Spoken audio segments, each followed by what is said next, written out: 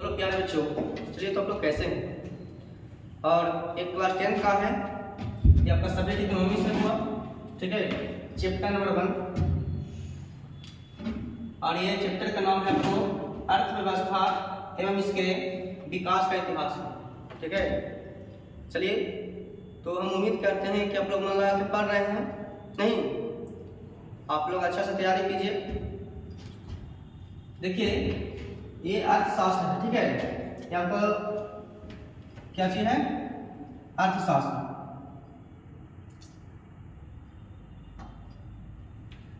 ये अर्थशास्त्र है ना। वो अर्थशास्त्र को अर्थ के मतलब होता है, पता कुछ बोलिए। अर्थ के मतलब होता है धन। क्या होता है? धन। और शास्त्र होता है विज्ञान, ठीक है। क्या होता है? विज्ञान।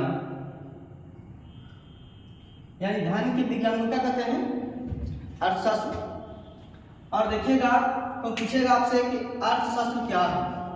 अर्थशास्त्र क्या है तो बोलिएगा आप कि अर्थशास्त्र सामाजिक विज्ञान की वह शाखा है जिसके अंतर्गत वस्तुओं और सेवाओं के उत्पादन, वितरण, विनिमय और उपभोग का अध्ययन किया जाता है। उसे क्या कहते हैं? अर्थशास्त्र कहते हैं, ठीक है। याद रखिएगा, तो पूछेगा आपसे कि अर्थशास्त्र क्या है तो बोलिएगा अर्थशास्त्र सामाजिक विज्ञान की वह शाखा है जिसके अंतर्गत वस्तुओं और सेवाओं की उत्पादन से होता है ना, तो उत्पादन के मतलब तो बनाना। क्या होता है? बनाना। वितरण के मतलब तो बांटना, ठीक है। विनिमय और उपभोग का मतलब होता है, कुछ पता है आपको? यानी उपभोग का मतलब है खत्म करना, ठीक है। चलिए तो याद रखिएगा, उत्पादन, वितरण, विनिमय और उपभोग का अध्ययन किया जाता है, ठीक है। उसे क्या कहते हैं? उसे अर्थशास्त्र कहते हैं। तो पूछेगा आपसे कि अर्थशास्त्र के पिता कौन है तो बोलना हमको एडम स्मिथ को कहा जाता है। अर्थशास्त्र के पिता किसे कहा जाता है? एडम स्मिथ को कहा जाता है, ठीक है। चलिए अब आइए, उपनिवेश क्या है? उपनिवेश क्या है? ध्यान दीजिएगा कि जब कोई शक्तिशाली देश किसी कमजोर देश पर कब्जा कर लेता है तो कमजोर देश की शक्तिशाली का उपनिवेश कहा जाता है, ठीक है। तो पूछेगा आपसे उपनिवेश क्या है तो जब कोई शक्तिशाली देश किसी कमजोर देश पर कब्जा कर लेता है तो कमजोर देश की शक्तिशाली का उपनिवेश कहा जाता है, ठीक है। आगे अब देखिएगा, तो पूछेगा आपसे कि भारत कब आजाद हुआ था, ठीक है। तो भारत आजाद हुआ था, देखिए भारत 15 अगस्त 1947 को आजाद हुआ था। भारत 15 अगस्त 1947 को आजाद हुआ था, ठीक है। आगे, पहले भारत को सोने की चिड़िया कहा जाता था। याद रखिएगा, पहले भारत को क्या कहा जाता था? सोने की चिड़िया कहा जाता था, ठीक है। आगे ये है अगला कि भारत जो है 200 वर्षों तक अंग्रेजी शासन का गुलाम रहा, ठीक है। कितने वर्ष तक गुलाम रहा था?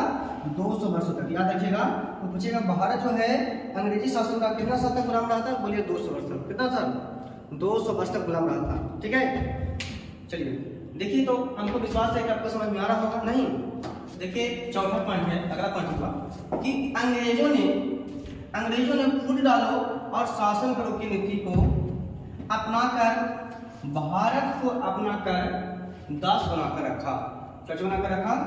दास बनाकर रखा। याद रखिएगा, पूछेगा आपसे कि अंग्रेजों ने फूट डालो और शासन करो की नीति को अपनाकर भारत को दास बनाकर रखा, ठीक है। अगला क्वेश्चन होगा कि आर्थिक क्रियाएं क्या है? आर्थिक क्रियाएं क्या है? देखिए कहता है वे सभी क्रियाएं जिसमें हमें आय प्राप्त होती है, ठीक है।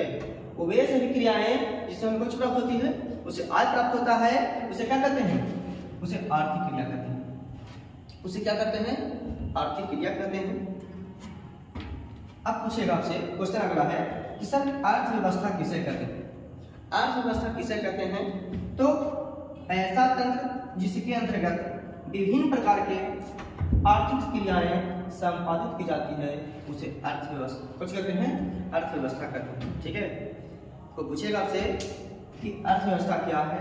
तो ऐसा तंत्र जिसके अंतर्गत विभिन्न प्रकार के आर्थिक क्रियाएं संपादित की जाती है उसे क्या कहते हैं? अर्थव्यवस्था कहते हैं, ठीक है। चलिए तो मैं आपको अगला क्लास में मिलते हैं, ठीक है। आप लोग अच्छा से पढ़ाई कीजिए, ठीक है। चलिए आपको डेली वीडियो अभी इकोनॉमिक्स चलेगा, ठीक है, पूरा चलेगा बढ़िया से, आप लोग देखते रहिएगा। ये वीडियो आपको पार्ट 1 से रहेगा।